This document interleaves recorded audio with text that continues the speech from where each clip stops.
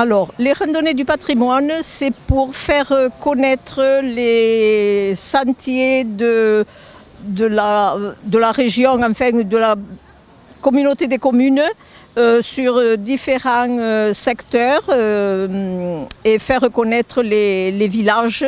Donc chaque année, cette manifestation se déroule dans un secteur différent.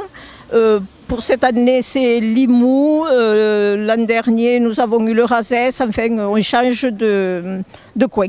Les particularités, c'est permettre aux randonneurs qui souhaitent participer à ces journées de connaître certains villages, certains sentiers sur que les gens ne connaissent pas, et puis faire aussi un peu d'historique et de patrimoine sur les différents villages. Ces randonnées qui sont organisées sur chaque sentier cette année autour de Limoux, Pieusse et Alette sont accompagnées par des randonneurs qui ont reconnu tous ces circuits pendant des années, ont parcouru des kilomètres pour vraiment faire un circuit correct, en essayant de ne pas passer dans le privé, chercher de nouveaux coins. Et donc ce sont les randonneurs qui sortent avec moi-même le mardi après-midi et le jeudi après-midi et qui accompagnent ces randonnées. Pour cette année, 10e rando patrimoine qui était prévu en 2020, qui ont été annulées pour cause de Covid. 2021, elles n'ont pas été reportées parce que c'était toujours dans l'incertitude. Et donc, elles sont cette année sur 2022 sur Limoux, mais c'est surtout un hommage à Philippe Leclerc qui est à l'initiative de cette manifestation et qui nous a quittés entre-temps, Et donc c'est pour Philippe Leclerc qu'on organise cette journée. Fortifiée sûrement dès la fin du XIIIe siècle, au XIVe siècle, mais probablement tout le reste de la muraille de la ville était une muraille de terre crue. Comme aussi les maisons de la ville étaient construites en terre crue. D'ailleurs, avec beaucoup des archéologues, on se penche à ce moment sur cette question-là. Et on a, ces dernières semaines, des archéologues qui sont venus étudier, par exemple, les maisons qui vont être détruites prochainement dans la rue de l'Orme et la rue Barberousse, rue Barberouge, qui vont être démolies, mais qui ont été expertisées, et qui étaient des maisons en torchis, en pierre cuite, donc du XIIIe siècle. Et ces bandes de sable venaient à gêner les radeliers, les radeaux. Les radeaux sont quand même importants, c'est 500 poutres qui descendent en radeau constitués chaque fois, qui devaient passer le barrage qui est marqué donc la chaussée, qui se trouvait entre les moulins importants du secteur, c'est-à-dire le moulin de la Porte qui se trouvait juste derrière derrière le pont, et le moulin du Pont Vieux qui se trouvait derrière le pont mais sur la rive gauche. Bon, on les situera un peu mieux tout à l'heure. Et donc passer sous le pont vieux médiéval qui est représenté sur le plan au niveau d'un pertuis qui est marqué.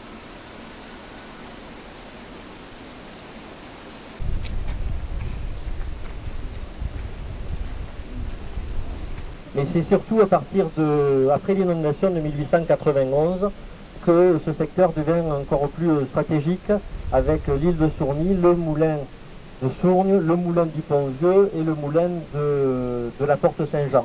Et finalement, le 7 mars 1896, la municipalité de Limoux va faire l'achat de tout le lot. Moulin, en partie du moulin de Sourny, pas tout, le moulin de l'Andy et le moulin de la Porte, dans les buts de diminuer les inondations, de démolir le barrage de Saint-Jean, de reconstruire les moulins, et de détruire aussi le moulin de la Porte, donc pour éviter, pour permettre plus facilement l'écoulement de l'eau. Et à partir de 1896, cet espace va être donc un espace ouvert à tous les Limouxins. Merci beaucoup.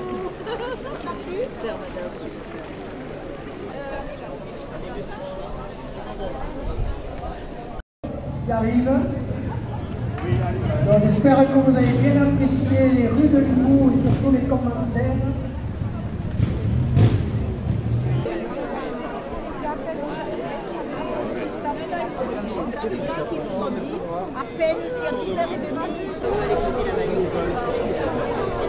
Vous allez pouvoir profiter sur la ville de ce que nous avons souhaité mettre en place. D'abord, l'histoire au travers, bien sûr, de nos monuments.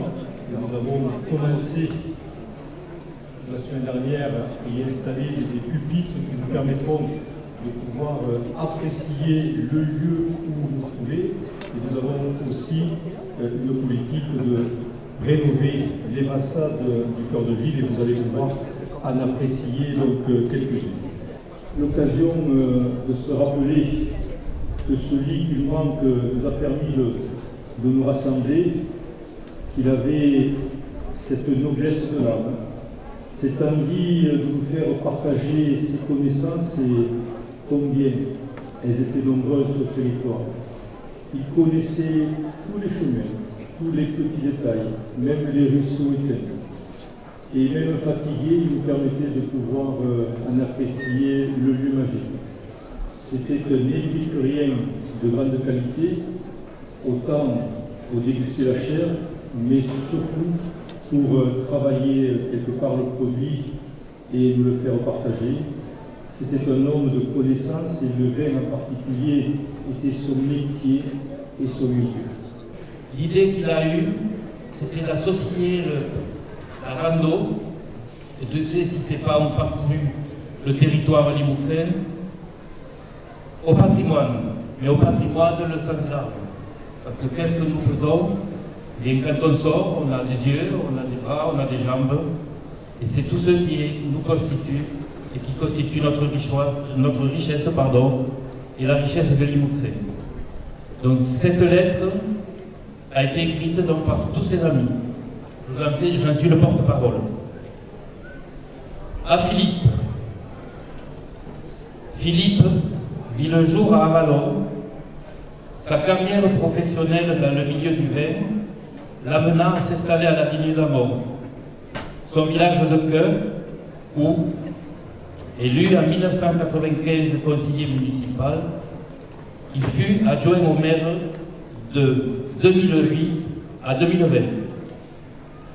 Homme cultivé, il était passionné d'histoire locale, épris d'œnologie, fin connaisseur. Il donnait toujours des explications judicieuses sur les vins.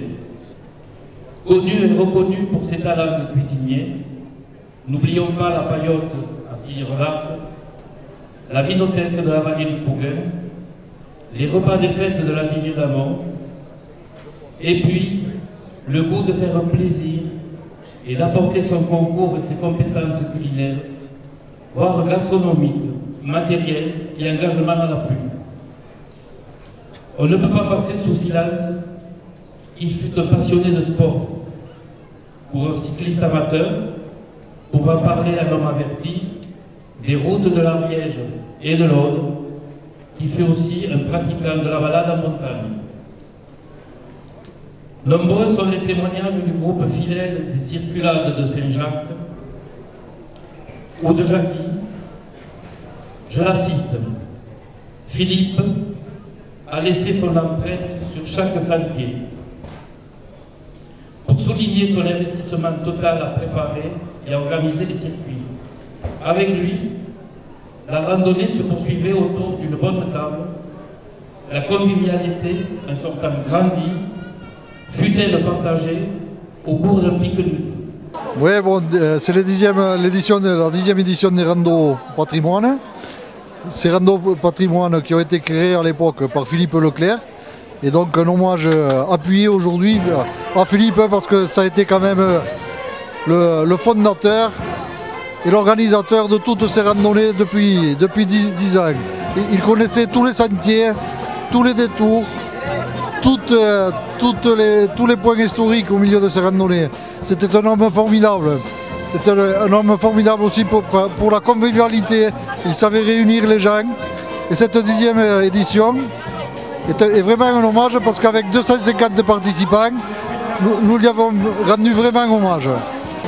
Donc, je remercie tous les participants, surtout les bénévoles de l'association de Saint-Jacques, de la Digne, les pompiers, les gendarmes, la protection civile, sans qui rien n'est possible. Et tous les ans, ces gens-là sont présents. Et il faut leur lever le chapeau, parce que c'est quand même 3 ou 4 mois de préparation avant chaque randonnée. L'année prochaine, nous serons, comme la volonté nous l'exige, nous travaillons par pays. Donc l'année prochaine, nous serons sur le pays de Kouïza. Et de nouveau, de nouvelles balades seront proposées.